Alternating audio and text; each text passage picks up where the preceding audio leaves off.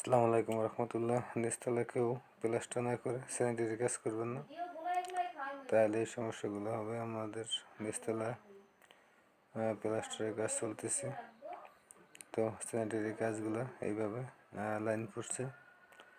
তো এটা প্লাস্টার করতে খুবই সমস্যা। আগে সিলিংটা প্লাস্টার করলে তাহলে আর সমস্যা হইতো না।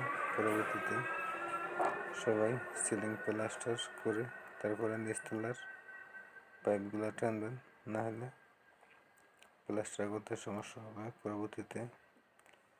তো কাজ করার আগে অনেক কিছুই বোঝা যায় না, কাজ করার পরে অনেক কিছুই বোঝা যায়।